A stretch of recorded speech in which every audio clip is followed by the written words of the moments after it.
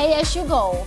This show is being brought to you by Kentucky State University's College of Agriculture, Food Science, and Sustainable Systems in partnership with the Frankfort Kiwanis Club.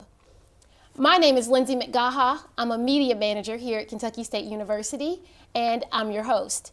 And on this show, we give our viewers a peek of our faculty, our staff, and our students in their efforts to continue our golden legacy of achievement here at Kentucky State University.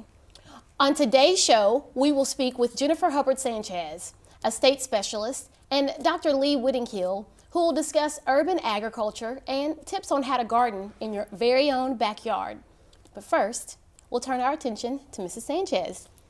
Thank you for having me. Yes, welcome to the show. Thank you. Now, I mentioned earlier that you were a state specialist. What is a state specialist, and what do you do here at Kentucky State University? So within the land grant program, there is a designation of state specialist, and those are content experts in different areas. We have state specialists for family and consumer science, specialists in agriculture, and in my case, I serve as a state specialist for sustainable systems. What that means really is somebody that looks at sustainability in all of its different elements. My main focus, of course, is environmental sustainability and sort of human dependence and impacts on the physical environment. Who do you typically work with? Is it high school students, college students, youth, or the general public? So I'm really lucky. I feel very fortunate in my job because no day is like the day before. I work with lots of different people. So in the traditional specialist role, one would work with a lot of county agents and train those county agents in a specific content area and be able to work with them to get the information out into the communities. I do some of that. I do work with our agents and with agents from the University of Kentucky as well, and train them on different environmental education curricula, ways to teach other people about the environment. But beyond that, I work a lot sort of at three different levels. Level one, I would say, is kind of directly with youth and adults in many cases, teaching them about the environment.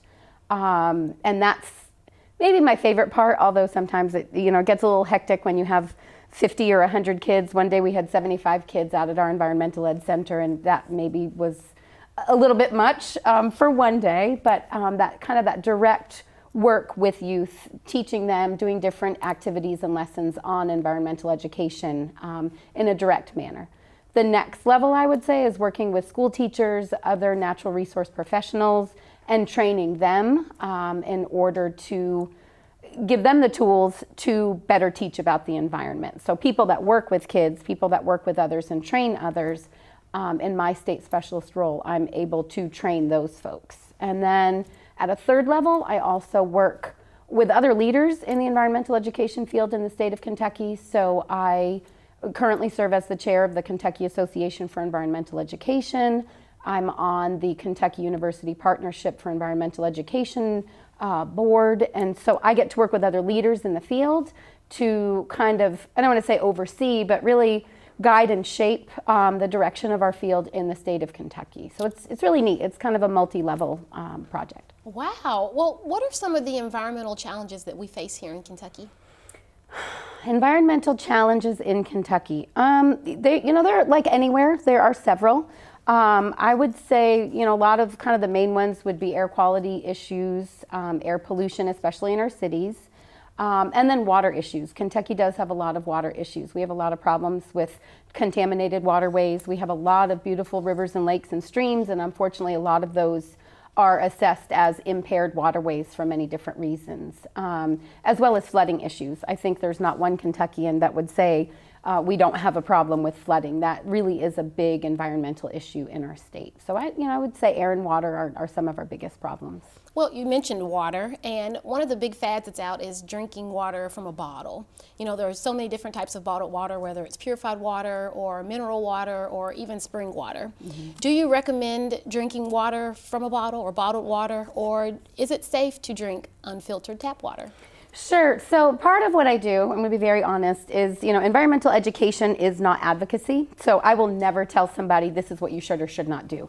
My job is to educate people on the science behind things and on the facts and not opinions. But if you want my opinion, and if somebody were to ask for my opinion, I drink water from the tap all the time. A lot of people don't know, but bottled water that you buy at the grocery store, that is not really assessed as often. Our municipal water sources, they've got to be tested on a regular basis, whereas the water that you buy in a bottle comes from a factory that's not tested on a weekly basis, for example, by the FDA. So when people ask me that question, I say, if you think bottled water is better for you, you're probably scientifically not correct, number one. But number two, the energy and the resources that go into the plastic of that water bottle, as well as the transport of it, also have further environmental impacts. So I would always say stick with tap water, but that's kind of a hard sell for a lot of people.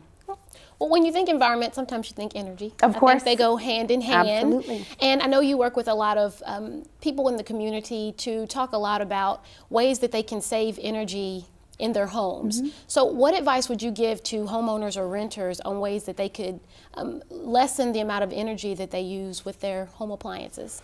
Yeah, so, the first thing is really simple, just turn it off. I think, and I include myself in this, a lot of times we're really lazy. People have hard lives, we're busy, we're exhausted.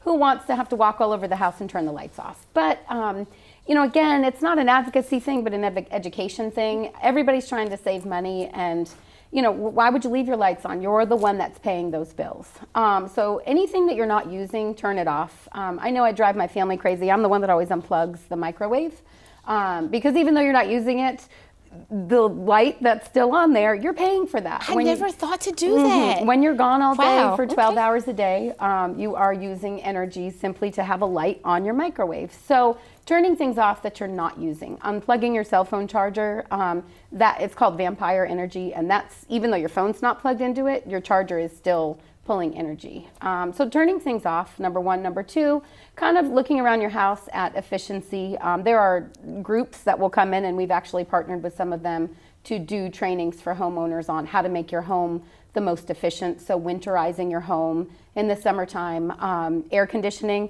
Your house does not need to be 70 degrees right now while you're here at work.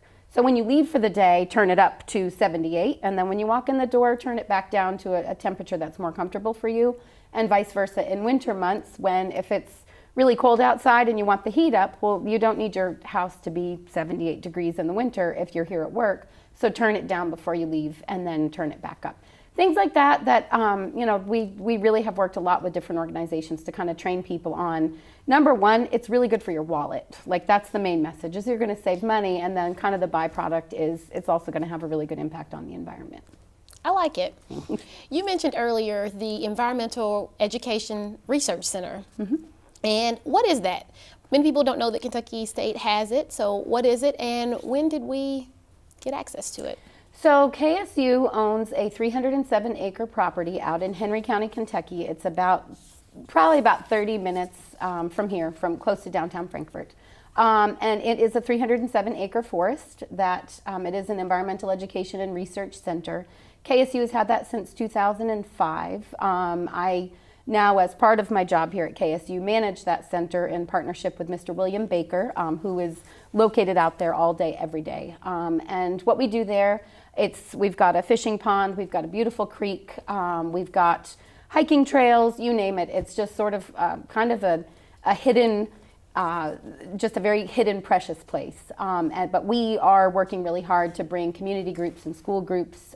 This year we've had over 500 kids, adults, you name it, that have come out there for educational opportunities at the center. Now, for short, I call it the EERC. Mm-hmm. So I'm going to refer to it and that way. And that is fine. But what types of groups would you say would be interested in visiting the EERC?